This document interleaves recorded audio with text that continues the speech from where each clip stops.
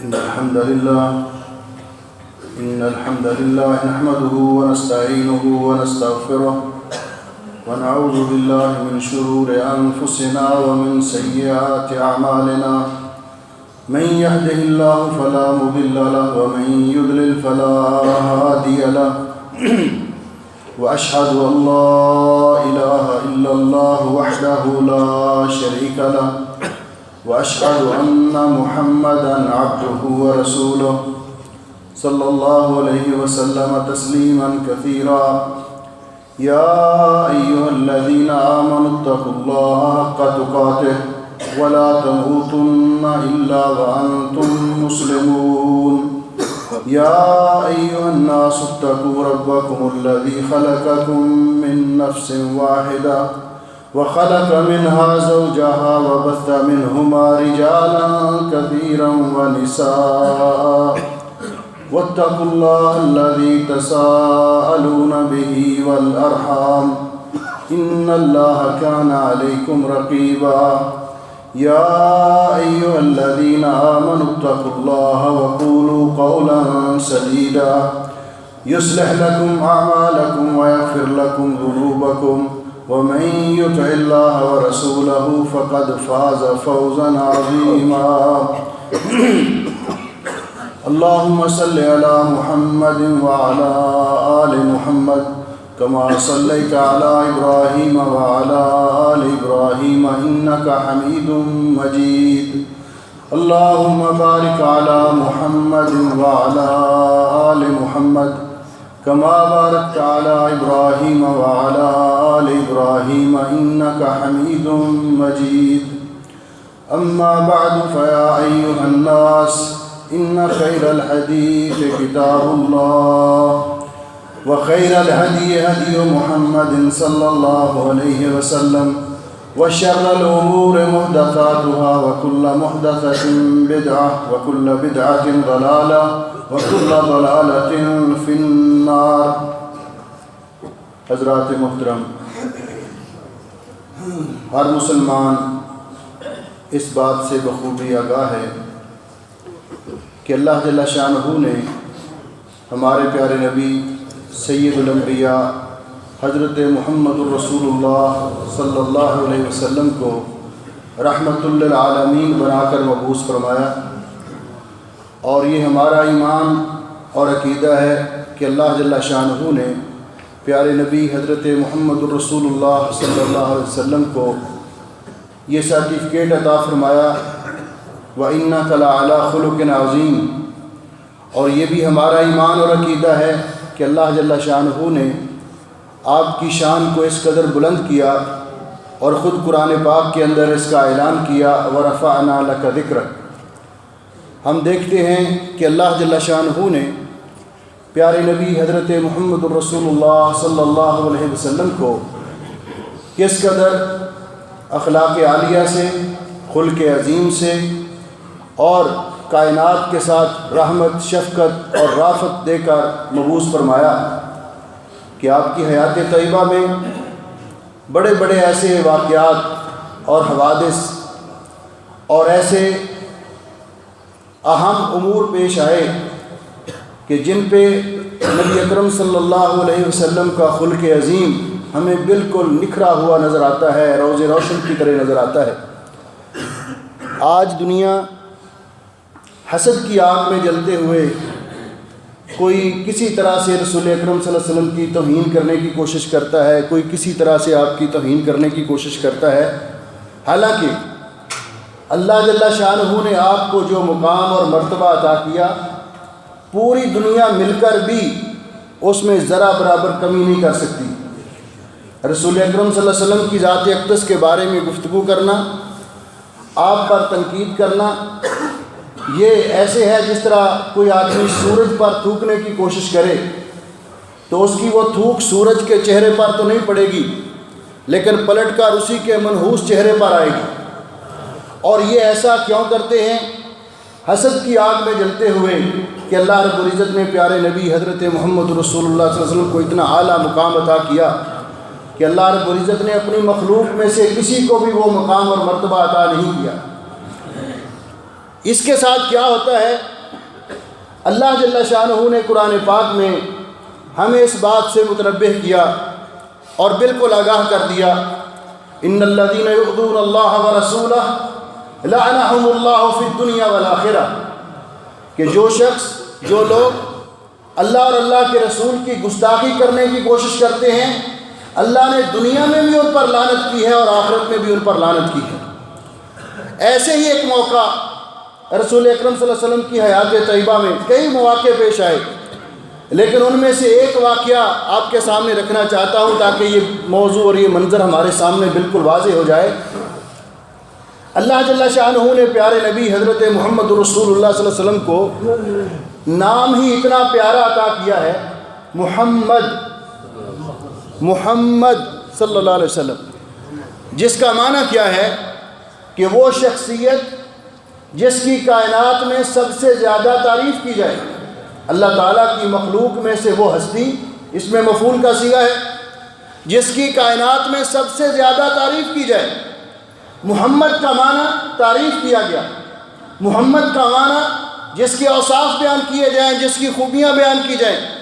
صلی اللہ علیہ وسلم۔ آپ کا یہ اسم گرامی اگر آپ کا ماننے والا مومن لے گا تب بھی آپ کی تعریف ہوگی، آپ کا مخالف کوئی کافر لے گا، محمد کہے گا تب بھی آپ کی تعریف ہوگی۔ جو بھی آپ کا نام پاک لے گا، یہ اتنا پیارا نام ہے کہ رسول اکرم صلی اللہ علیہ وسلم نے ارشاد فرمایا کہ وہ شخص بخیل ہے۔ کون شخص؟ من ذکرت عندہ فلم یصلی علیہ، جس کے پاس میرا نام نامی اسم گرامی لیا جائے اور وہ مجھ پر درود نہیں پڑھتا، وہ بخیل ہے۔ اور جو آپ پر درود پڑھتا ہے، اللہ جل شانہ نے اس کو یہ مقام اور مرتبہ عطا کیا ہے کہ ایک مرتبہ درود پڑھنے کے ساتھ اللہ تعالیٰ اس پر 10 رحمتیں نازل کرتے ہیں، اللہ تعالیٰ اس کے 10 گناہ معاف کر دیتے ہیں،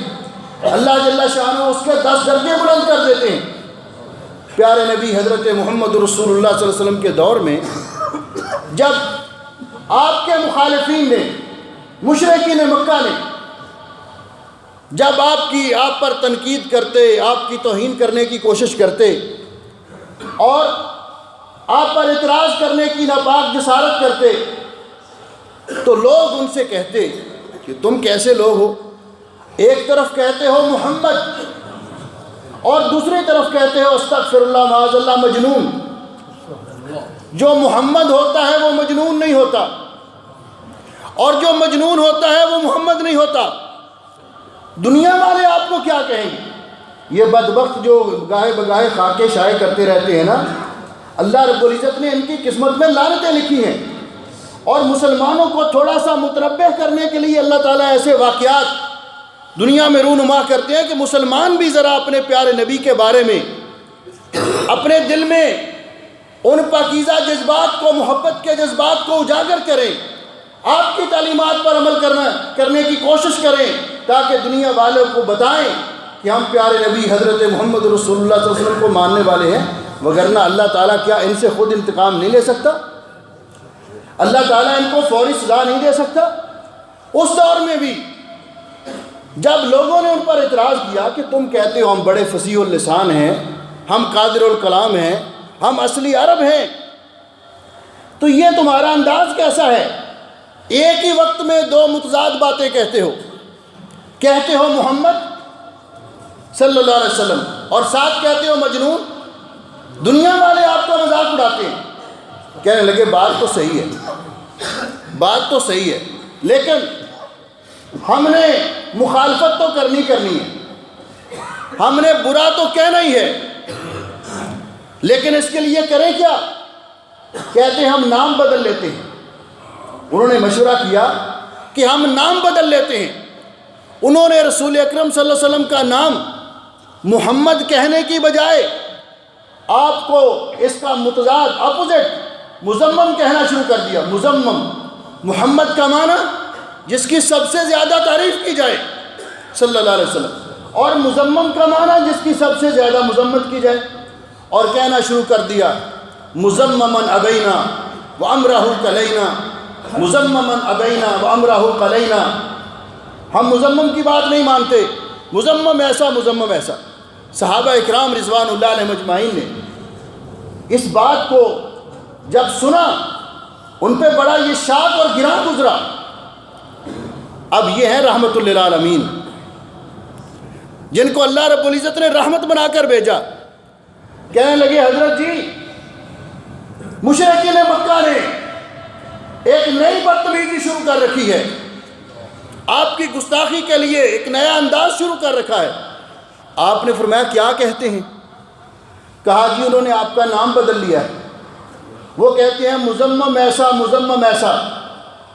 تو آپ نے سن کر کیا فرمایا؟ یہ ہے خلق عظیم، یہ ہے رحمت للعالمین کی سیرت طیبہ۔ آپ نے فرمایا الحمدللہ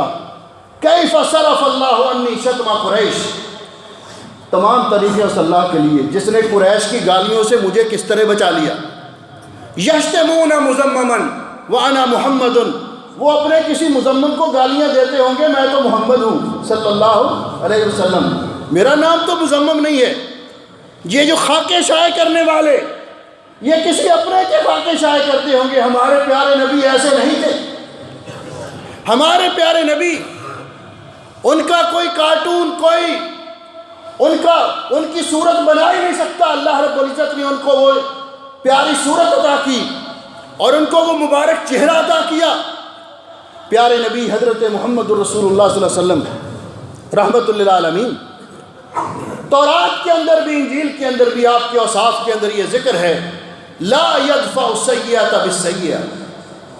ولکن یعفو ویغفر، آپ کبھی برائی کا بدلہ برائی سے نہیں دیتے، جو بھی آپ کے ساتھ زیادتی کرتا ہے آپ اس کو معاف کر دیتے ہیں، درگزر فرماتے ہیں۔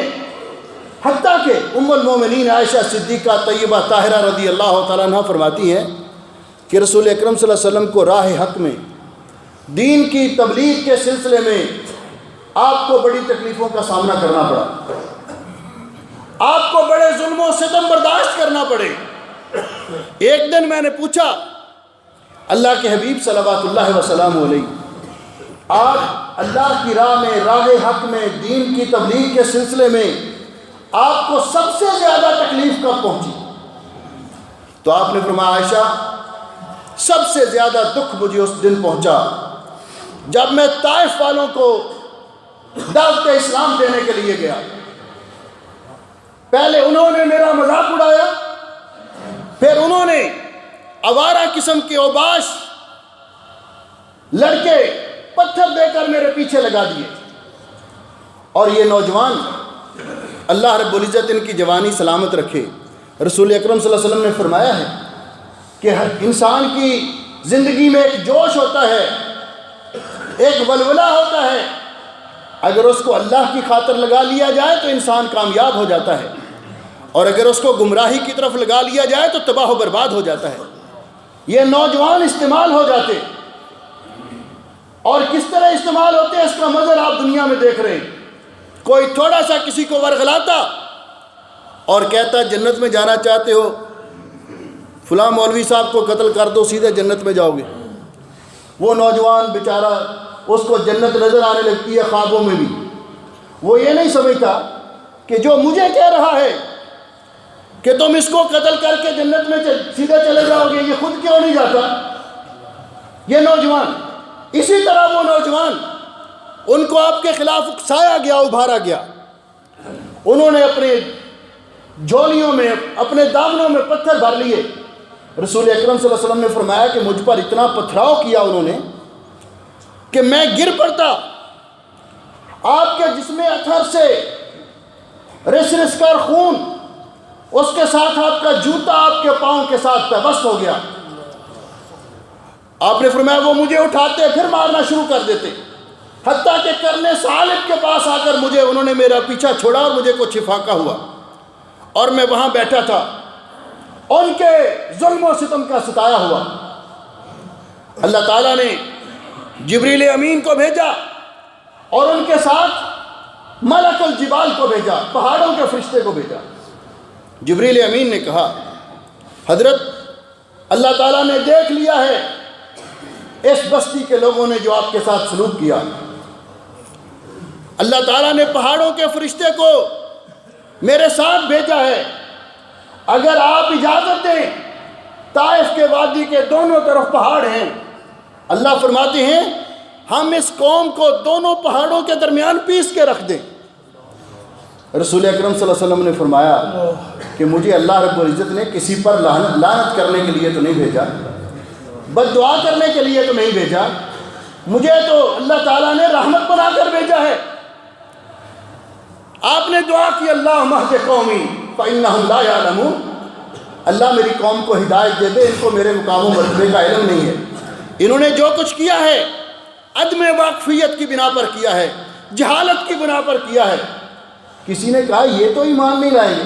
فرمایا کوئی بات نہیں، یہ نہیں ایمان لائیں گے تو کوئی بات نہیں، اللہ ان کی نسلوں سے ایسے لوگ پیدا کر دے گا جو ایمان لائیں گے۔ رحمت للعالمین کا تو یہ انداز تھا، لیکن اس کے باوجود آپ بعض اوقات ناراض بھی ہوتے، بعض امور پر آپ ناراضگی کا اظہار بھی کرتے، اور آپ کی ناراضگی بھی ہمارے لیے سراپا رحمت۔ وہ اس لیے اظہار کرتے تاکہ امت کی اصلاح ہو جائے، لوگوں کو متنبہ ہو جائیں کہ رسول اکرم صلی اللہ علیہ وسلم اس کام کو ناپسند کرتے تھے تاکہ وہ اس سے بچ سکیں۔ آج کے خطبے میں بالاختصار چند ایسے واقعات کا تذکرہ کرنا مقصود ہے، چند ایسے مقامات جن میں رسول اکرم صلی اللہ علیہ وسلم نے اپنی ناراضگی کا اظہار کیا۔ لیکن ایک بات یاد رکھیے، رحمت للعالمین حضرت محمد رسول اللہ صلی اللہ علیہ وسلم نے اگر کسی کو ڈانٹا بھی صحیح، اس کی اصلاح کے لیے اس کو متنبہ بھی کیا، تو آپ نے اللہ جل شانہ کی بارگاہ میں دعا کی، کیونکہ آپ رحمت للعالمین تھے۔ حضرت ابو ہریرہ رضی اللہ تعالیٰ عنہ فرماتے ہیں، اور مسلم شریف کے اندر یہ روایت موجود ہے، فرماتے ہیں سمعت رسول اللہ صلی اللہ علیہ وسلم یقول اللہم انما محمد بشر یغضب کما یغضب البشر وانی قد اتخذت عندک عہدا لن تخلفنی فایما مؤمن آذیتہ او سببتہ او جلدتہ فاجعلها له کفارہ وقربہ تقربہ بہا الیک یوم القیامہ۔ اے اللہ، بے شک محمد صلی اللہ علیہ وسلم میں بھی نسل انسانی میں سے ہوں، میں بھی بشر ہوں، مجھے بھی بعض اوقات ناراضگی اور غصہ آ جاتا ہے جس طرح باقی لوگوں کو آتا ہے، لیکن اے اللہ میں تیرے ساتھ تو اس سے التجا کرتا ہوں کہ اگر کسی کو میں نے اس کی غلطی کی وجہ سے ڈانٹا ہو، اس کو سرزنش کی ہو، تو اس میری ڈانٹ کو، میری سرزنش کو اس کے لیے گناہوں کا کفارہ بنا دے، اس کے درجات میں بلندی کا ذریعہ بنا دے۔ آپ ناراض ہوتے تھے، کبھی ناراضگی کا اظہار کرتے تھے، تو کس وجہ سے؟ آپ نے کبھی اپنی ذات کے لیے ناراضگی کا اظہار نہیں کیا، اپنی ذات کے لیے کبھی زندگی میں کسی سے انتقام نہیں لیا۔ آپ کی زوجہ طاہرہ ام المومنین سیدہ عائشہ صدیقہ طیبہ طاہرہ رضی اللہ تعالیٰ عنہ کا بیان سنیں، فرماتی ہیں وعن عائشہ رضی اللہ تعالیٰ عنہ قالت من تقم رسول اللہ صلی اللہ علیہ وسلم لنفسہ فی شیء یؤتی الیہ، رسول اکرم صلی اللہ علیہ وسلم نے کبھی بھی اپنی ذات کے بارے میں کسی سے انتقام نہیں لیا۔ دوسری روایت میں فرماتی ہیں کہ آپ نے اپنی پوری زندگی میں اپنی کسی بیوی کو، کسی زوجہ طاہرہ کو، یا اپنے کسی غلام کو، خادم کو کبھی ڈانٹا نہیں، ہاتھ سے مارا نہیں، سزا نہیں دی، بلکہ سزا دینا تو بڑی دور کی بات ہے۔ صاحب خلق عظیم کا تو انداز یہ تھا کہ آپ کے صحابی جلیل جن کی ماں نے ان کو آپ کی خدمت کے لیے بچپن میں وقف کر رکھا تھا، فرماتے ہیں خدمت رسول اللہ صلی اللہ علیہ وسلم 10 سنین، میں نے 10 سال رسول اکرم صلی اللہ علیہ وسلم کی خدمت کی، 10 سال، لیکن آپ نے پورے 10 سال میں مجھے کبھی یہ نہیں کہا کہ آپ نے یہ کیوں کیا، اگر کوئی کام نہیں کیا تو آپ نے کیوں نہیں کیا، وما قال لی اف قط، آپ نے کبھی مجھے اف تک بھی نہیں کہا۔ آپ کے وہ خادم حضرت انس رضی اللہ تعالیٰ عنہ بیان کرتے ہیں، اما عائشہ فرماتی ہیں ہاں رسول اکرم صلی اللہ علیہ وسلم ناراض ہوتے تھے، آپ کو غصہ آتا تھا کس وجہ سے؟ فرماتی ہیں حتی ینتہک من حرمات اللہ فینتقم للہ، اگر اللہ تعالیٰ کے حرمات کی پامال کی جاتی، اللہ تعالیٰ کی منع کردہ کاموں کو کیا جاتا، اللہ تعالیٰ کے احکام کی خلاف ورزی ہوتی، شریعت کے احکام کی خلاف ورزی ہوتی، تو پھر آپ کو غصہ آتا، آپ ناراضگی کا اظہار کرتے، اور آپ ایسے موقع پر کسی کو سزا دینا پڑتی، سزا بھی دیتے۔ یہ انتقام آپ کی ذات کے لیے نہیں ہوتا تھا، اللہ کے لیے ہوتا تھا۔ یہ انتقام، یہ ناراضگی اللہ کے لیے، کیونکہ آپ نے یہ قاعدہ بیان کیا الحب للہ والبغض فی اللہ۔ مومن کی شان یہ ہے کہ مومن کسی سے محبت بھی کرتا ہے تو اللہ کی رضا کے لیے، مومن کسی کے ساتھ ناراض ہوتا ہے، ناراضگی کا اظہار کرتا ہے، کسی سے نفرت کرتا ہے تو وہ بھی اللہ کے لیے۔ رسول اکرم صلی اللہ علیہ وسلم کا یہ انداز تھا۔ نبی اکرم صلی اللہ علیہ وسلم کے بارے میں دوسری روایت میں ام المومنین عائشہ فرماتی ہیں کان اشد حیاء من العذراء فی خدرہا، کہ نبی پاک صلی اللہ علیہ وسلم اتنے حیا والے تھے کہ کنواری بچیاں بھی اتنا حیا نہیں کرتی۔ فرماتی ہیں لیکن فَإِذَا رَأَىٰ شَيْئًا يَكْرَهُ عَرَفْنَاهُ فِي وَجْهِهِ، نبی پاک صلی اللہ علیہ وسلم جب کسی چیز کو ناپسند کرتے تو آپ کے چہرہ مبارک سے آپ کی ناراضگی ظاہر ہو جاتی، آپ کی ناپسندگی ظاہر ہو جاتی۔ یہ نہیں ہوتا تھا کہ دل میں کچھ اور ہوتا ظاہر کچھ اور کرتے، نہیں، بلکہ جو کچھ دل میں ہوتا ناراضگی آپ کے چہرے پر اس کے آثار نظر آ جاتے تھے۔ یہ رسول اکرم صلی اللہ علیہ وسلم کی شان تھی۔ آپ کس وجہ سے ناراض ہوتے، کن مواقع پر ناراض ہوتے؟ ان میں سب سے پہلا موقع کہ جب کوئی اللہ تعالیٰ کی شان میں گستاخی کرتا، جب کوئی اللہ تعالیٰ کے ساتھ کسی کو شریک ٹھہراتا، رسول اکرم صلی اللہ علیہ وسلم کبھی اس بات کو برداشت نہ کرتے۔ حدیث پاک میں آتا ہے، حضرت ابن عباس رضی اللہ تعالیٰ عنہ فرماتے ہیں کہ رسول اکرم صلی اللہ علیہ وسلم کے پاس ایک دن ایک آدمی آیا، اور اس آدمی نے آ کر کہا، آپ سے بات کی، اور بات کرنے کے بعد جب جانے لگا تو کہنے لگا ما شاء اللہ و شئت، حضور جیسے آپ چاہیں اور اللہ چاہے، جیسے اللہ چاہے اور آپ چاہیں۔ حدیث پاک کے الفاظ سنیے، حضرت ابن عباس فرماتے ہیں رضی اللہ تعالیٰ عنہما ان رجلا قال للنبی صلی اللہ علیہ وسلم ما شاء اللہ و شئت فقال اجعلتنی للہ ندا، اور اللہ کے بندے تو نے مجھے اللہ کا شریک بنا دیا، بل ما شاء اللہ وحدہ، بلکہ یہ کہو جیسے اللہ چاہے۔ کیوں؟ اس کائنات میں مشیت چلتی ہے تو اللہ کی، اور اللہ رب العزت نے فرمایا وما تشاءون الا ان یشاء اللہ رب العالمین، تم جو چاہو وہ نہیں ہوتا، وہی ہوتا ہے جو اللہ چاہے۔ رسول اکرم صلی اللہ علیہ وسلم نے اتنی بات پر بھی ناراضگی کا اظہار کیا اور اس کو متنبہ کیا کہ تو نے مجھے میرے رب کا شریک بنا دیا ہے۔ بلکہ دوسری روایت میں آتا ہے، حضرت عدی بن حاتم رضی اللہ تعالیٰ عنہ بیان فرماتے ہیں کہ ان رجلا خطب عند النبی صلی اللہ علیہ وسلم، ایک آدمی نے رسول اکرم صلی اللہ علیہ وسلم کے پاس خطبہ دیا،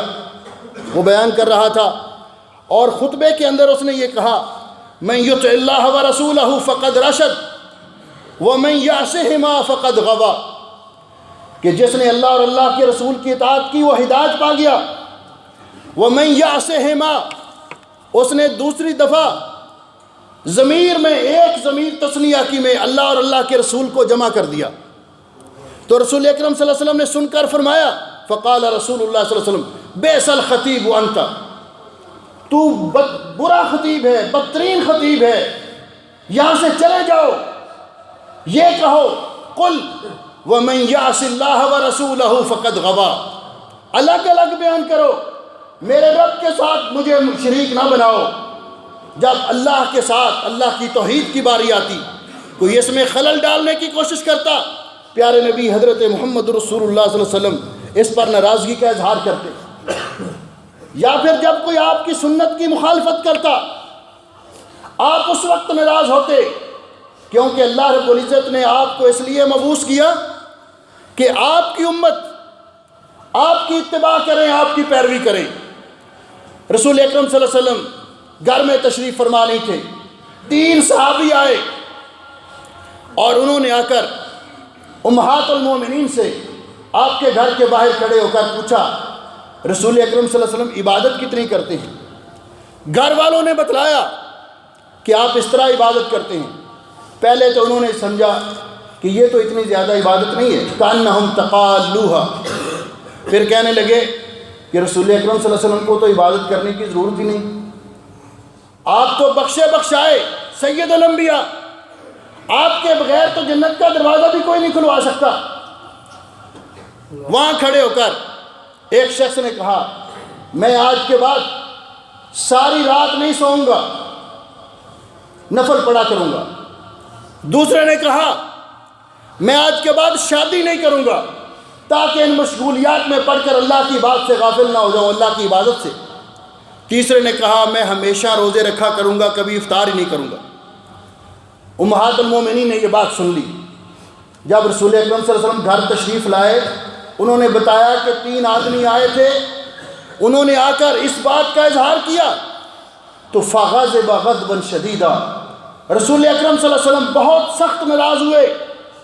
آپ مسجد پہ تشریف لے گئے، ممبر پہ تشریف فرما ہوئے۔ آپ نے فرمایا تم کون ہوتے ہو مجھ سے آگے بڑھنے والے؟ میں تم سب سے بڑھ کر اللہ سے ڈرنے والا ہوں اور تقوی اختیار کرنے والا ہوں۔ وَلَكِنِّي انام، میں رات کو سوتا بھی ہوں، اصوم و افطر، میں روزہ بھی رکھتا ہوں، افطار بھی کرتا ہوں، وَأَتَزَوَّجُ النِّسَاء، میں نے شادیاں بھی کر رکھی ہیں۔ فَمَنْ رَغِبَ عَنْ سُنَّتِي فَلَيْسَ مِنِّي، جس نے میری سنت سے اعراض کیا اس کا میرے ساتھ کوئی تعلق نہیں۔ اللہ کی توحید میں خلل واقع ہوتا، آپ ناراض ہوتے، آپ کی سنت کی مخالفت ہوتی، آپ ناراضگی کا اظہار کرتے، عملی طور پر کوئی کوتاہی کرتا۔ حدیث پاک میں آتا ہے نبی اکرم صلی اللہ علیہ وسلم نے ایک دن تشریف لائے، عشاء کی نماز کا وقت تھا، اور میرے بھائیوں ذرا توجہ سے اس حدیث پاک کو سماعت فرمائیں۔ لوگ بیٹھے ہوئے تھے، ابھی بہت سارے لوگ نماز کے لیے نہیں آئے، تو رسول اکرم صلی اللہ علیہ وسلم یہ دیکھ کر فرمان فغضب غضبا شدیدا، آپ غصے میں آ گئے، حتیٰ کہ آپ کا چہرہ مبارک سرخ ہو گیا۔ آپ نے فرمایا میرا یہ جی چاہتا ہے کہ میں اپنی جگہ پہ کسی کو مصلی پہ کھڑا کروں اور اسے کہوں کہ تم نماز پڑھاؤ، اور میں ان لوگوں کے گھروں کی طرف جاؤں جو نماز کے لیے نہیں آئے، فَأُحَرِّقُ عَلَيْهِمْ بُيُوتَهُمْ، میں ان کے گھروں کو آگ لگا دوں۔ ایک روایت میں فرمایا اگر مجھے یہ ڈر نہ ہوتا کہ گھر میں عورتیں بھی ہیں، ضعیف لوگ بھی ہیں، چھوٹے بچے بھی ہیں، تو میں ایسا کر گزرتا۔ یعنی نماز میں کوتاہی کرنے والے، جب نماز میں پیچھے رہنے والے، رسول اکرم صلی اللہ علیہ وسلم ان کے بارے میں سخت ناراضگی کا اظہار کرتے، اور اگر کوئی نماز میں کوتاہی کرتا، امت کو یہ درس دیا گیا کہ یہ وتیرہ کہ نمازوں میں لیٹ آنا، کبھی پڑھنا یا نہ پڑھنا، اللہ کو بھی بہت ناپسند ہے، رسول اکرم صلی اللہ علیہ وسلم کو بھی بہت ناپسند تھا۔ رسول اکرم صلی اللہ علیہ وسلم سے محبت کرنے والا مومن کبھی اس کی جسارت نہیں کر سکتا۔ ام المومنین عائشہ رضی اللہ تعالیٰ عنہ فرماتی ہیں، حضرت ابو مسعود رضی اللہ تعالیٰ عنہ فرماتے ہیں کہ ایک آدمی نے رسول اکرم صلی اللہ علیہ وسلم کی خدمت میں عرض کیا، اور یہ نماز پڑھانے والوں کے بارے میں، اس نے عرض کیا کہ حضرت انی لا تأخر عن الصلاۃ فی الفجر، میں فجر کی نماز میں پیچھے رہ جاتا ہوں، لیٹ ہو جاتا ہوں۔ کیوں لیٹ آتا ہوں؟ اس لیے مما یطیل بنا فلان فیہا، کہ فلاں بندہ ہمارا امام ہے، نماز بڑی لمبی پڑھاتا ہے، ہم اس کے پیچھے کھڑے نہیں ہو سکتے،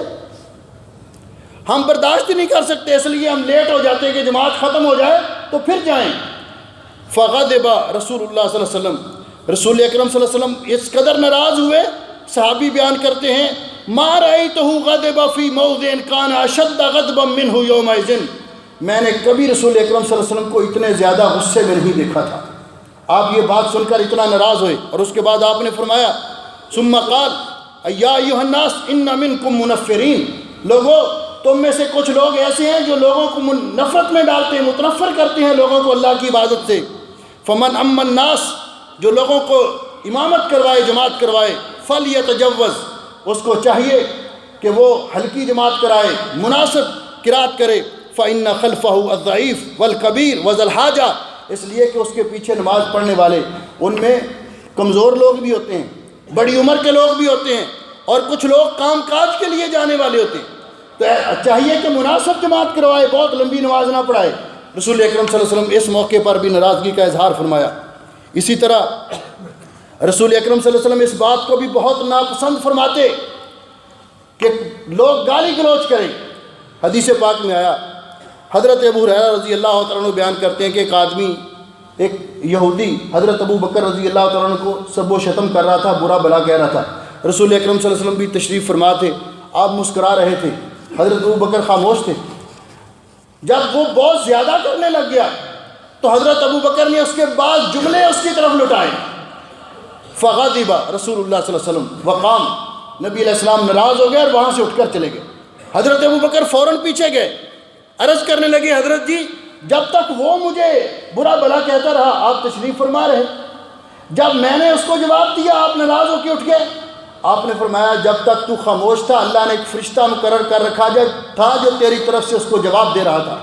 اور جب تو نے خود جواب دینا شروع کر دیا وہ فرشتہ بھی چلا گیا اور میں بھی چلا گیا۔ آپ کو یہ بات بہت ناپسند تھی کہ کوئی کسی سے کے ساتھ اونچی آواز میں اور اوئے توئے کرے، حتیٰ کہ حدیث پاک میں آتا ہے رسول اکرم صلی اللہ علیہ وسلم تشریف فرما تھے، دو آدمی آپس میں ان کا کسی بات پہ جھگڑا ہو گیا، ان کی آوازیں بلند ہوئیں، حتیٰ کہ ایک آدمی اس قدر غصے میں آ گیا اس کا چہرہ سرخ ہو گیا اور اس کی رگیں پھول گئیں۔ رسول اکرم صلی اللہ علیہ وسلم نے فرمایا مجھے ایک کلمہ یاد ہے، مجھے اس کا علاج، ایک نسخہ ہے میرے پاس، اگر یہ وہ کہہ لے اس کا غصہ دور ہو جائے گا۔ پوچھا حضرت وہ کیا ہے؟ آپ نے فرمایا لو قالها اعوذ باللہ من الشیطان الرجیم لذهب عنہ ما یجد، اگر یہ اعوذ باللہ من الشیطان الرجیم پڑھ لے تو اس کا غصہ ختم ہو جائے۔ گویا کہ رسول اکرم صلی اللہ علیہ وسلم نے اس کا علاج بھی بتلا دیا، اس کا علاج بھی بتلا دیا۔ اور دوسری روایت میں آپ نے فرمایا کہ اگر کسی کو غصہ آ جائے تو وہ کھڑا ہے تو بیٹھ جائے، اور بیٹھا ہے تو لیٹ جائے۔ آپ نے صحابی نے پوچھا حضرت جی مجھے کوئی وصیت فرمائیے، آپ نے 3 مرتبہ اس نے پوچھا، 3 مرتبہ یہ جواب دیا لا تغضب، غصے میں نہ ہو، غصہ نہ کرو۔ رسول اکرم صلی اللہ علیہ وسلم ناراض ہوتے، ان باتوں پر ناراض ہوتے کہ ایک شخص جو آداب ہیں اسلامی ان کی خلاف ورزی کرنے پر، ایک شخص آیا اس نے آپ کے گھر کے باہر آ کر دستک دی، رسول اکرم صلی اللہ علیہ وسلم باہر تشریف لائے، آپ نے دروازہ کھولنے سے پہلے پوچھا من کون ہو؟ اس نے آگے سے کہا انا، میں، ہم بھی ایسے کہتے ہیں میں ہوں۔ رسول اکرم صلی اللہ علیہ وسلم سخت ناراض ہوئے، آپ نے فرمایا اپنا نام بتاؤ۔ یہ کیا انا یہ کیا ہے؟ اپنا نام بتاؤ۔ اس لیے آپ نے یہ ادب بتلایا کہ انا میں، تو اس سے تو نہیں پتہ چلتا کون ہے۔ جب کسی کے پاس کوئی ملنے کے لیے جائے، گھر کے باہر جا کر اذن طلب کرے تو اس کا نام بتانا چاہیے۔ نبی کریم علیہ الصلوۃ والسلام ناراض ہوتے جب کوئی آدمی ایسی بات کرتا جس کے بارے میں اس کو علم نہیں۔ حضرت ام المومنین عائشہ صدیقہ رضی اللہ تعالیٰ عنہ بیان فرماتی ہیں، اور ہمارے معاشرے کے اندر ہم اس مسئلے کو بڑا ہلکا سا لیتے ہیں، کہ حضرت بلال آئے اور انہوں نے رسول اکرم صلی اللہ علیہ وسلم کو آ کر بتلایا کہ اللہ کے رسول ایک عورت کے بارے میں، ان فلانہ ماتت واستراحت، فلاں عورت مر گئی ہے اور راحت پا گئی ہے۔ فغضب رسول اللہ صلی اللہ علیہ وسلم، نبی علیہ السلام ناراض ہو گئے۔ آپ نے فرمایا تم کیسے کہتے ہو کہ استراحت پا گئی ہے؟ انما استراح من غفر لہ، استراحت تو وہ پاتا ہے جس کو اللہ بخش دے۔ تیرے پاس کون سی گارنٹی ہے کہ اللہ نے اس کو بخش دیا ہوا ہے؟ صرف اس کے بارے میں ہمارا یہ ایمان اور عقیدہ ہے کہ جس کو اللہ نے قرآن میں جنتی کہہ دیا، قرآن میں فرما دیا کہ وہ جنتی ہے، جس کو رسول اکرم صلی اللہ علیہ وسلم نے اپنی زبان اقدس سے یہ بشارت دے دی کہ وہ جنتی ہے، وہ ان کے بارے میں ہمارا ایمان ہے کہ وہ سارے کے سارے جنتی ہیں۔ لیکن عام لوگوں کے بارے میں اپنی طرف سے یہ کہنا، ہاں ہم اللہ کی رحمت سے امید رکھتے ہیں کہ اللہ ان کو بخش دے گا، اللہ ان کے ساتھ رحم و کرم کا معاملہ کرے گا، لیکن پکا ٹھکا سرٹیفکیٹ ہم نہیں دے سکتے۔ رسول اکرم صلی اللہ علیہ وسلم نے دوسری حدیث میں فرمایا ہمیں کیا معلوم ہے،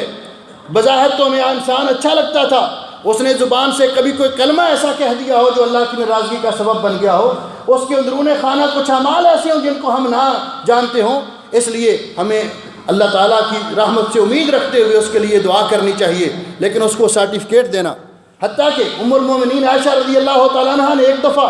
جب ایک بچہ فوت ہو گیا چھوٹی عمر میں، تو فرمانے لگی طوبیٰ لعصفور من عصافیر الجنہ، جنت کے اس پرندے کو جنت مبارک ہو۔ تو نبی علیہ السلام ناراض ہو گئے بچے کے بارے میں، فرمایا اوا غیر ذالک، اور بھی کچھ کہہ لو، اور بھی کچھ کہنا چاہتی ہو، آپ کو کیا پتا، اللہ اعلم بما کانوا عاملین، اللہ کے علم میں ہے کہ یہ کیسے عمل کرنے والا تھا۔ اسی طرح جب کوئی تقدیر کے بارے میں، ہم تو بڑے آسانی سے یہ بات کرتے ہیں، تقدیر کے بارے میں بحث کر رہے، اگر ایسے ہونا تھا تو ایسے کیوں ہوا، اگر ایسے ہونا تھا تو ایسے کیوں ہوا۔ حضرت ابو ہریرہ رضی اللہ تعالیٰ عنہ فرماتے ہیں خرج علینا رسول اللہ صلی اللہ علیہ وسلم، نبی پاک صلی اللہ علیہ وسلم ایک دفعہ ہمارے پاس آئے، وَنَحْنُ نَتَنَازَعُ فِي الْقَدْرِ، ہم تقدیر کے بارے میں بحث کر رہے تھے، کیونکہ تقدیر کے بارے میں بحث کرنے سے رسول اکرم صلی اللہ علیہ وسلم نے منع کیا ہے۔ آپ نے فرمایا وَإِذَا ذُكِرَ الْقَدْرُ فَأَمْسِكُوا، جب تقدیر کی بات آ جائے خاموش ہو جاؤ، یہ یقین رکھو وہی ہوگا جو اللہ نے لکھ دیا ہوا ہے، وہی ہوگا۔ اور آپ نے فرمایا 6 قسم کے لوگ ہیں جن پر میں لعنت کرتا ہوں اور ہر نبی کی دعا اللہ رد نہیں کرتا، اور ان میں فرمایا وَمُكَذِّبٌ بِالْقَدْرِ، تقدیر کو جھٹلانے والا۔ اس لیے تقدیر اللہ کا راز ہے، اللہ کے علم میں ہے، ہمیں حکم دیا گیا ہے تم نیک عمل کرو، ہمیں عمل کرتے جانا چاہیے اور اللہ کی رحمت پر امید رکھنی چاہیے۔ فرمایا ہم تقدیر کے بارے میں بحث کر رہے تھے، جب رسول اکرم صلی اللہ علیہ وسلم نے آئے، آپ نے فرمایا کس چیز میں بحث کر رہے ہو، ہم نے کہا جی تقدیر کے بارے میں۔ فغضب رسول اللہ صلی اللہ علیہ وسلم غضبا شدیدا، آپ اتنے سخت ناراض ہوئے، آپ کا چہرہ مبارک غصے سے سرخ ہو گیا۔ آپ نے فرمایا تم سے پہلی امتیں بھی اسی وجہ سے ہلاک ہوئی تھیں کہ وہ ان امور میں بحث کرتے تھے جن میں بحث کرنے کا ان کو حق نہیں تھا۔ تقدیر، اس پر ایمان لانا لازمی ہے، یہ ایمان کے 6 ارکان میں سے ایک اہم رکن ہے، لیکن اس کے بارے میں بحث کرنا یہ ہمارے لیے جائز نہیں ہے۔ آپ اس بات پر بھی ناراض ہوتے۔ اسی طرح رسول اکرم صلی اللہ علیہ وسلم بعض اوقات ایسے امور پر بھی ناراض ہوتے کہ جو رسول اکرم صلی اللہ علیہ وسلم ایک عام معاملہ ہے۔ نبی علیہ السلام نے صحیح مسلم کے اندر یہ روایت موجود ہے، ایک شخص کو بھیجا، عامل مقرر کیا، ازد قبیلے کا تھا، ابن اللطبیہ، اسے کہا کہ زکوٰۃ کا مال اکٹھا کر کے لاؤ، عامل مقرر کیا۔ وہ آیا واپس مال لے کر، تو اس نے کہا جی یہ مال آپ کا ہے، ھذا لکم وھذا اہدی لی، اور یہ لوگوں نے مجھے گفٹ دیے ہیں۔ فغضب رسول اللہ صلی اللہ علیہ وسلم، نبی پاک صلی اللہ علیہ وسلم ناراض ہوئے، حتیٰ کہ منبر پر تشریف فرما ہوئے۔ آپ نے فرمایا لوگ کیا کرتے ہیں، ہم ان کو عامل مقرر کرتے ہیں اور ان کو کوئی تحفہ دیتا ہے تو کہتے ہیں یہ ہمارا لیے۔ حلی جلس فی بیت امہ فینظر ایہدی الیہ، کیا اگر یہ اپنی ماں کے گھر میں بیٹھا رہتا تو میں دیکھتا کس طرح اس کو تحفے پیش کیے جاتے ہیں۔ آج یہ معاملہ کتنا گڑبڑ ہے، ایک کوئی ملازم ہے، کسی کا وہ کلائنٹ ہے، وہ اس کو مقرر کرتے ہیں کسی کمپنی کے ساتھ ڈیل کرو، اس کے ساتھ معاملہ کرو، وہ جتنی اعینات اور اس طرح کی چیزیں اس کو دیتا ہے وہ گھر لے جاتا ہے، حالانکہ کمپنی سے اپلائی ہے، کمپنی کا تنخواہ لیتا ہے، کمپنی سے تنخواہ لیتا ہے، کمپنی نے اس کا ٹائم ہائر کیا ہوا ہے، اس کو چاہیے کہ جو فائدہ بھی ہو وہ کمپنی کو پہنچائے۔ کچھ اس پرابلم میں گرفتار اور کچھ لوگ کمیشن طے کر لیتے ہیں، کمپنی اپنی کا کام کرنا ہے، آگے خرید و فروخت کے وقت کمیشن طے کر لینا، حالانکہ یہ حق نہیں بنتا جو تنخواہ لیتا ہے۔ اس لیے رسول اکرم صلی اللہ علیہ وسلم اس بات پر بھی سخت ناراض ہوتے تھے۔ میرے بھائیوں اور میری بہنوں، مواقع بہت سارے ہیں جن کو میں عرض کرنا چاہتا تھا، ایک دو کا ذکر کر کے اپنی بات کو ختم کرتا ہوں۔ حضرت علی رضی اللہ تعالیٰ عنہ فرماتے ہیں کہ ایک دن رسول اکرم صلی اللہ علیہ وسلم نے مجھے ایک ریشم کا جبہ آپ کی خدمت میں کسی نے بھیجا، دھاری دار جبہ تھا، آپ نے وہ مجھے دے دیا۔ میں نے یہ سمجھا کہ آپ نے مجھے دیا ہے تو اس کا معنی ہے کہ پہننے کے لیے دیا ہے۔ میں نے وہ پہن لیا اور پہن کر رسول اکرم صلی اللہ علیہ وسلم کی خدمت میں آیا، حالانکہ حضرت علی رضی اللہ تعالیٰ عنہ اس حدیث کے راوی ہیں کہ نبی علیہ السلام نے ایک ہاتھ میں سونے کو پکڑا اور ایک ہاتھ میں ریشم کو پکڑا اور فرمایا ان ھذین کیا الحریر والذھب ان ھذین حرام علی ذکور امتی وحل لاناثہم، یہ دونوں چیزیں ریشم کا لباس اور سونے کے زیورات، سونے کا استعمال میری امت کے مردوں کے پر حرام ہے، میری امت کی عورتوں کے لیے جائز ہے۔ کہتے میں نے سمجھا کہ شاید آپ نے رخصت دے دی ہوگی۔ جب میں جبہ پہن کے آپ کی خدمت میں آیا تو فرماتے ہیں میں نے دیکھا فرأیت الغضب فی وجہہ، رسول اکرم صلی اللہ علیہ وسلم غصے میں آ گئے، ناراض ہو گئے۔ آپ نے فرمایا میں نے آپ کو اس لیے دیا تھا، گویا کہ آپ نے دیا تو اس لیے تھا کہ گھر لے جاؤ، خواتین استعمال کر لیں گی۔ کہتے میں نے فوراً وہ اتارا جا کر اور اس کو پھاڑ کر عورتوں میں تقسیم کر دیا کہ آپ اس کی کوئی چیز بنا لیں اور آپ اس کو اپنے استعمال میں لے آئیں۔ رسول اکرم صلی اللہ علیہ وسلم اسی طرح اور بہت سارے ایسے مواقع ہیں جن پر، لیکن آخر میں ایک بات جو ضروری بیان کرنا چاہتا ہوں، اس میں بھی ہمارے ہاں بہت بڑی کوتاہی ہوتی ہے۔ کوتاہی کیا ہوتی ہے؟ رسول اکرم صلی اللہ علیہ وسلم کے دور میں ایک واقعہ پیش آیا اور آپ نے اس پر بعد میں جب آپ کو پتہ چلا سخت ناراضگی کا اظہار کیا۔ ایک آدمی تھا جس کے پاس 6 غلام تھے، 6 غلام تھے۔ جب اس کی وفات کا وقت قریب آیا تو اس کا وارث، اس کی اولاد نہیں تھی، بیوی بھی نہیں تھی، اس نے وہ سارے کے سارے غلام اللہ کی راہ میں آزاد کر دیے۔ اس کے ورثاء باقی تھے، چچے کے بیٹے تھے، چچے تھے، باقی رشتہ دار تھے، لیکن اپنی بیوی نہیں تھی، اولاد نہیں تھی۔ نبی علیہ الصلوۃ والسلام نے اس کی نماز جنازہ پڑھائی اور بعد میں اس کے ورثاء آ گئے۔ انہوں نے آ کر کہا حضرت جی یہ جو ہمارا بھائی فوت ہو گیا ہے ہم اس کے ورثاء ہیں، اس نے ہمیں وراثت سے محروم کرنے کے لیے 6 کے 6 غلام اللہ کی راہ میں آزاد کر دیے۔ رسول اکرم صلی اللہ علیہ وسلم کو جب یہ پتہ چلا، ایک روایت میں آتا ہے آپ نے فرمایا اگر مجھے پہلے پتہ چل جاتا ما صلینا علیہ، میں اس کی نماز جنازہ ہی نہ پڑھاتا۔ ایک روایت میں آتا ہے آپ نے جب سنا فقال له قولا شدیدا، آپ نے بڑی سخت گفتگو کی اس کے بارے میں، ناراضگی کا اظہار کیا۔ پھر آپ نے، اور یہ بات ہمیں ذہن میں رکھنی چاہیے، وراثت کا جو حصہ اللہ نے جس کو بھی دیا ہے وہ اللہ نے دیا ہے۔ کسی کو اس ارادے کے ساتھ سارا مال، ساری جائیداد اللہ کی راہ میں وقف نہیں کرنی چاہیے کہ اس کا ارادہ ورثاء کو محروم کرنے کا ہو، بالخصوص موت کے وقت جب وہ سمجھتا ہے کہ میرے کام تو نہیں آئیں گے، یہ میری ساری پراپرٹی مسجد کو دے دو، یہ ساری جائیداد مدرسے کو دے دو۔ جائز نہیں ہے۔ زندگی میں اگر ہوش و آواز قائم ہے، کماتا بھی ہے، جتنا مرضی تصرف کرے، لیکن موت کے وقت ایسے کرنا۔ نبی پاک صلی اللہ علیہ وسلم نے ان 6 کے 6 غلاموں کو واپس بلایا، 2 کی میں تقسیم کیا اور قرآن اندازی کی، قرآن اندازی کر کے 2 کو آزاد کر دیا اور 4 غلام اس کے ورثاء کے حوالے کر دیے کہ کوئی آدمی اپنی جائیداد میں وصیت کر سکتا ہے مرتے وقت تو 1/3 ایک ثلث جائیداد کے بارے میں وصیت کر سکتا ہے۔ اس لیے میرے بھائیوں اور میری بہنوں، ہمیں کوشش کرنی چاہیے اپنے پیارے نبی حضرت محمد رسول اللہ صلی اللہ علیہ وسلم کی سنت کو اپنائیں، آپ کی سیرت کو اپنائیں، وہ کام کریں جو کام رسول اکرم صلی اللہ علیہ وسلم کی سنت ہے اور آپ کو پسند تھے، اور ان سے بچنے کی کوشش کریں جن پر آپ نے ناراضگی کا اظہار فرمایا۔ حضرت عمر رضی اللہ تعالیٰ عنہ نے تو ایک دفعہ تورات کے اوراق پڑھ رہے تھے، جب تورات کے اوراق پڑھ رہے تھے نبی علیہ السلام کا چہرہ مبارک سرخ ہو گیا غصے سے۔ کہا حضرت جی یہ میں کچھ دیکھ رہا تھا۔ آپ نے فرمایا یہ تو تورات ہے جس کو یہودیوں نے بدل دیا۔ یاد رکھو لو کان موسیٰ حیا لما وسعہ الا اتباعی، اگر آج موسیٰ علیہ السلام بھی زندہ ہوتے تو ان کو بھی میری پیروی کرنا پڑتی۔ اس لیے رسول اکرم صلی اللہ علیہ وسلم کی سنت اور پیروی کو، اللہ کی توحید پر عمل کرنا چاہیے اور نبی علیہ السلام کی سنت کو ہر چیز سے مقدم رکھنا چاہیے اور اس کو اپنے اوپر لازم قرار دینا چاہیے۔ اللہ تعالیٰ مجھے اور آپ کو عمل کی توفیق بخشے اور اپنے پیارے نبی حضرت محمد رسول اللہ صلی اللہ علیہ وسلم کے ساتھ اپنی جان سے بھی بڑھ کر محبت کرنے کی اللہ تعالیٰ توفیق بخشے اور آپ کو، ہمیں آپ کی شفاعت کے حقدار بنائے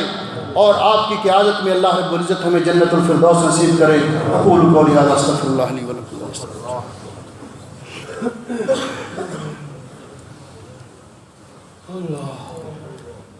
ان الحمد لله نحمده ونستعينه ونستغفره ونعوذ بالله من شرور انفسنا ومن سيئات اعمالنا من يهده الله فلا مضل له ومن يضلل فلا هادي له اشهد ان لا اله الا الله وحده لا شريك له واشهد ان محمدا عبده ورسوله اما بعد۔ محترم بھائی اور بہنوں، رسول اکرم صلی اللہ علیہ وسلم کی حیات طیبہ میں قبیلہ مخزوم کی ایک عورت نے چوری کر لی۔ جب گفتگو کی رسول اکرم صلی اللہ علیہ وسلم کے ساتھ انہوں نے تو انہوں نے آپ کا انداز تھوڑا سا نرم محسوس کیا، تو انہوں نے کہا کہ بات بن جائے گی اگر کوئی رسول اکرم صلی اللہ علیہ وسلم کا قریبی شخص آپ کے پاس جا کر سفارش کر دے، حد تو اس پر لازم ہو چکی ہے، حد تو اس پر واجب ہو چکی ہے کہ اس کا ہاتھ کاٹ دیا جائے۔ تو انہوں نے انتخاب کیا رسول اکرم صلی اللہ علیہ وسلم کے پیارے بیٹے، آپ کے منہ بولے بیٹے حضرت زید ابن حارثہ کے بیٹے اسامہ ابن زید رضی اللہ تعالیٰ عنہ کا، اور جن کو کہا جاتا تھا حب رسول اللہ صلی اللہ علیہ وسلم، کہ یہ رسول اکرم صلی اللہ علیہ وسلم کے ساتھ کے بڑے محبوب ہیں۔ کہا آپ جا کر رسول اکرم صلی اللہ علیہ وسلم، یہ بڑے خاندان کی عورت ہے، خاندان کی ناک کٹ جائے گی، آپ ذرا جا کر سفارش کریں تاکہ رسول اکرم صلی اللہ علیہ وسلم اس کو کوئی اور سزا دے دیں، ہاتھ نہ کاٹیں۔ تو جب انہوں نے جا کر سفارش کی تو رسول اکرم صلی اللہ علیہ وسلم سخت ناراض ہوئے، اس قدر ناراض ہوئے کہ آپ نے فرمایا اتشفع فی حد من حدود اللہ، اللہ تعالیٰ کی حدود میں شفاعت کرتے ہو، اس پر یاد رکھو پہلے لوگ اسی لیے ہلاک ہو گئے کہ جب ان میں سے کوئی بڑا آدمی جرم کرتا تو اس کو چھوڑ دیا جاتا، کمزوروں پر حدود لگائی جاتی۔ یاد رکھو لو ان فاطمہ بنت محمد سرقت لقطعت یدہا، یہ تو بنو مخزوم کی فاطمہ ہے، اگر میری بیٹی بھی ایسا کر لیتی تو میں اس کو بھی کبھی معاف نہ کرتا۔ اس قدر آپ تشریف لائے گھر میں، ام المومنین نے سامنے ایک پردہ لٹکایا تھا جس پر تصویریں بنی ہوئی تھیں، آپ کا چہرہ مبارک غصے سے سرخ ہو گیا۔ آپ نے فرمایا یہ کیا ہے؟ لوگ اللہ تعالیٰ کے ساتھ مقابلہ کرنا چاہتے ہیں، اس کو ہٹاؤ۔ اور آپ نے اس کو بھی برداشت نہیں کیا، یہ جائے کہ کوئی بڑی بڑی تصویریں بنا کر اپنے گھروں میں لگائے۔ یہ سارے کے سارے کام ہیں جن پر رسول اکرم صلی اللہ علیہ وسلم نے ناراضگی کا اظہار کیا ہے۔ جن لوگوں نے رسول اکرم صلی اللہ علیہ وسلم کی توہین کرنے کی ناپاک جسارت کی ہے، یہ ساری دنیا ان پر لعنتیں بھیج رہی ہے۔ ہم ان کے اس مذموم حرکت کی بھرپور مذمت کرتے ہیں اور مسلمانوں کو مزید اس بارے میں متنبہ کرتے ہیں کہ آپ اس کے مقابلے میں کیا کریں کہ اتنا ہی زیادہ اپنے پیارے نبی کی سنت پر عمل کر کے، آپ کی تعلیمات پر عمل کر کے لوگوں کو دکھائیں کہ ہم اپنے پیارے نبی کے ساتھ کتنی محبت کرنے والے ہیں۔ ہمارے اندر عملی کوتاہیاں ضرور موجود ہیں، ہمارے اندر کمزوریاں ضرور ہیں، لیکن ہم اپنے پیارے نبی کی گستاخی برداشت نہیں کر سکتے۔ ایک عام مومن بھی پیارے نبی کی حرمت کی خاطر، ناموس رسالت کی خاطر جان تک قربان کرنے کے لیے تیار ہے۔ یہ لوگ کیا سمجھتے ہیں کہ شاید مسلمانوں کے اندر یہ جذبہ نہیں ہے، اس لیے اس کی ہم بھرپور مذمت کرتے ہیں۔ اللہ جل شانہ ان بدبختوں کو دنیا کے اندر ہی اللہ نشان عبرت بنا دے اور ان کو سزا دے، اور پیارے نبی کی شان کو تو اللہ نے جتنا بلند کیا ہے وہ تو بیان کی محتاج ہی نہیں ہے۔ اللہ جل شانہ ہمیں اپنے پیارے حبیب کے سچے متبع اور اطاعت اور پیروی کرنے والے بنائے۔ کچھ بھائیوں نے دعا کے لیے اپیل کی ہے۔ ہمارے ایک بھائی میاں امتیاز صاحب، یہ جو مستوصف ہے ختان میں، اس میں ان کی ڈیوٹی ہوتی ہے، تو کل ان کے والد گرامی فوت ہو گئے ہیں۔ رات کو وہ ٹرائی کر رہے تھے جانے کی، شاید وہ پہنچ گئے ہوں گے، تو انہوں نے دعا کی اپیل کی ہے کہ دعا کریں کہ اللہ ان کے والد گرامی کی مغفرت فرمائے۔ ہمارے ایک بھائی عبدالحمید صاحب ہیں، اس یہ مسجد کے قریب ہی رہتے ہیں، ان کی بیوی اہلیہ فوت ہو گئی ہیں پاکستان میں، ان کے لیے بھی اور بھی جو لوگ فوت ہو گئے دعا کریں کہ اللہ جل شانہ ان کی مغفرت فرمائے۔ جو بیمار ہیں اللہ جل شانہ سب کو شفائے کاملہ عطا فرمائے۔ ان اللہ و ملائکتہ یصلون علی النبی یا ایھا الذین آمنوا صلوا علیہ وسلموا تسلیما۔ اللهم صل علی محمد وعلی آل محمد کما صلیت علی ابراہیم وعلی آل ابراہیم انک حمید مجید۔ اللهم بارک علی محمد وعلی آل محمد کما بارکت علی ابراہیم وعلی آل ابراہیم انک حمید مجید۔ ربنا ظلمنا انفسنا وان لم تغفر لنا وترحمنا لنكونن من الخاسرین۔ اللهم اشف مرضانا ومرضى المسلمین، اللهم اقض حاجاتنا وحاجات المسلمین، اللهم اغفر للمسلمین المیتین، اللهم اغفر لهم وارحمهم وعافهم واعف عنهم، اللهم ادخلهم جنة الفردوس واعذهم من فتنة القبر وعذاب النار۔ اللهم انت الله لا اله الا انت نستغفرك ونتوب اليك۔ اللهم اجعل هذا البلد آمنا مطمئنا وسائر بلاد المسلمين۔ سبحان ربك رب العزة عما يصفون وسلام على المرسلين والحمد لله رب العالمين۔